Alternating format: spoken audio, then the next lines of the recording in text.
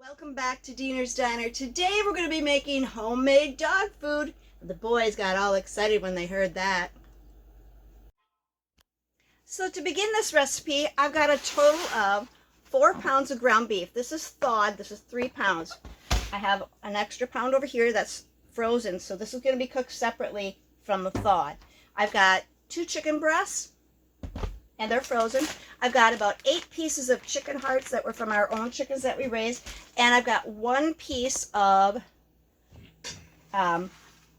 liver, beef liver. I've got that cut up. It's frozen also.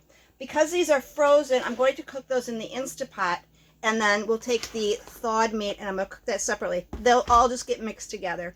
So that's that story. Let's get this in the Instapot. We're going to add about a tablespoon or 2 tablespoons of olive oil to our Instapot, along with 2 cups of water. So we'll get that going right now.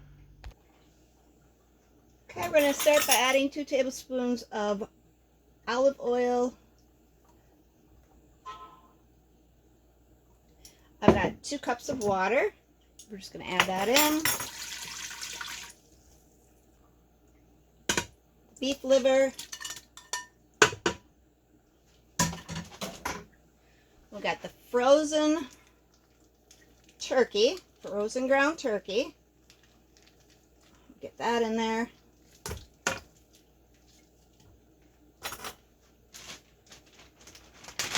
Those chicken hearts, making use of what we have. And I've got the chicken breast. Okay, we're just going to let that cook probably about 40 minutes and get that all nice and cooked up, and then we'll continue. Alright, so the 3 pounds of thawed out ground turkey is now cooked. You can see there's quite a bit of liquid in there. I am going to drain that out, and I'm just going to go ahead and set this inside of a bowl as we wait for the other meat to be cooked, the frozen meat. So we'll get that in a nice big bowl. Okay, got it all drained, and I'm going to put it in this big bowl. I am going to chop this meat up a little bit more so that it's more ground up, just to get it into smaller pieces. And once this is sitting in here for a while and I got it to the consistency and size that I need it, I'm going to start with my vegetables that we're going to add. So I've got 4 carrots, and let me grab those. I got 4 carrots. These are from my garden. We're just going to chop those up. I got 2 sweet potatoes. I'm going to chop those up. I'm going to leave the skins on all of those. So I'm going to get those chopped up, and then we'll continue on. So I've got the carrots and the sweet potatoes chopped up just into little squares, or, you know, whatever. So a person might wonder, why would you go ahead and make your own dog food? Well, I believe in giving myself better ingredients in myself, and I'm hoping to give my animals better ingredients. So in the area of cost, when you're going to the store and you see that the turkey meat's on sale, or maybe you could find some vegetables that are on sale, you can get those and set them aside in the freezer, and then when you're ready to use them, well, there you go. You've got everything ready to go. So I've got some peas that I picked up this summer from a farmer's market. We're just going to add a bag of those. That's about, a pound. Probably only need about 12 ounces. I've got some green beans that I grew in my garden. Got those cut up. I'm just going to add those in. And I did buy some spinach, so we're going to add, probably this whole bag, which is about 8 ounces. Actually, I took some out of here. It's probably about 5 ounces. Just going to add that in.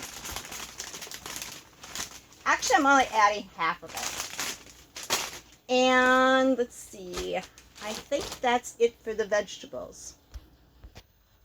And we are going to add 1 cup of rice. Now, you can use white rice, brown rice. White rice is what I have, and I'm just going to add that to the vegetables. As soon as our frozen meat is done cooking in the Instapot, then I will take that out, put it in the bowl with the meat that's already cooked, and then we will cook the vegetables and rice. And we're going to save the liquid from the meat that we're cooking in the Instapot, and we'll cook it down or we'll use the liquid to cook the vegetables. Well, the Instapot is done. We're going to let some steam out.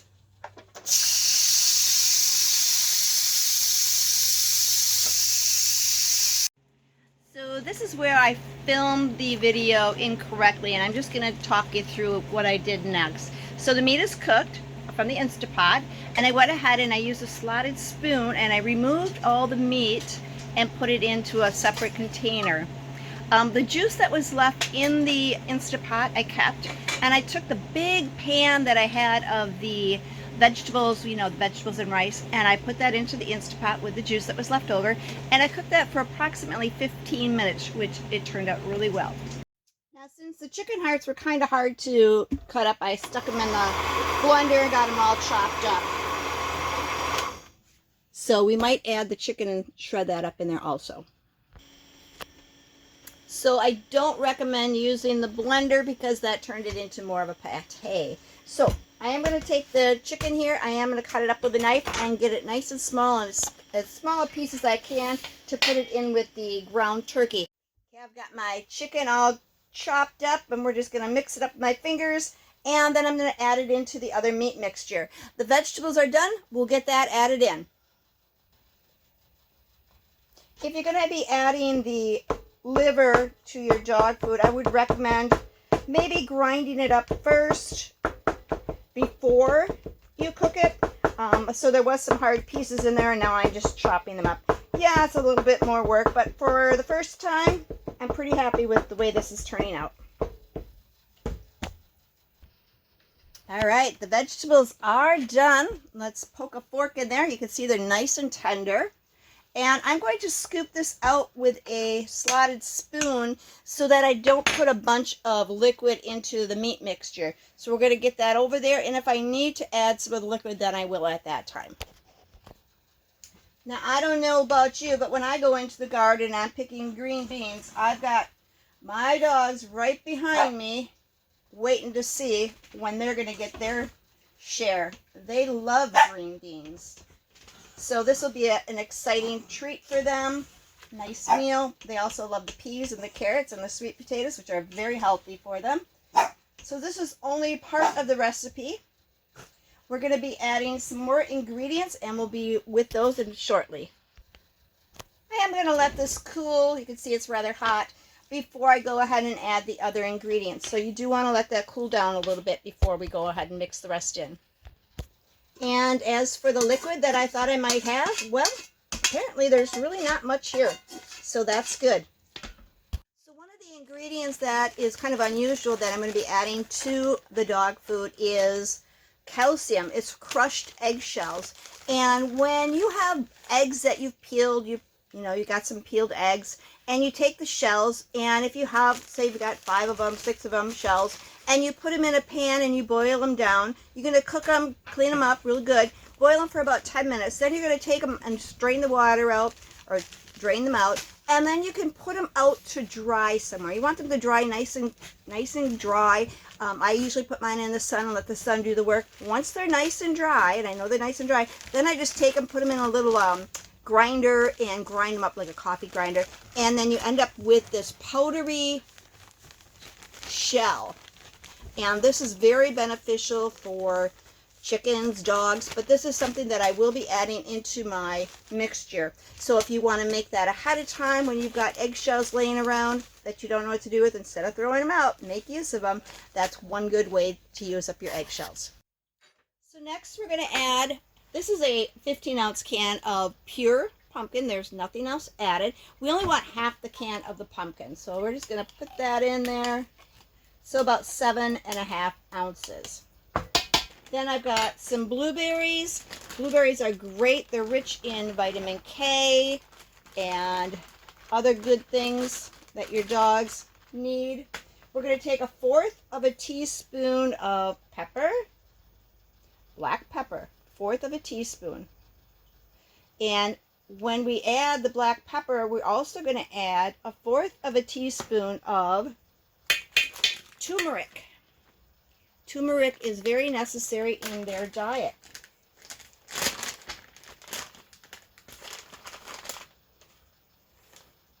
We'll just throw that in there. Then we're going to take and add 5 teaspoons of the eggshell. So we want 5 teaspoons of the eggshell. And we're just going to sprinkle that in.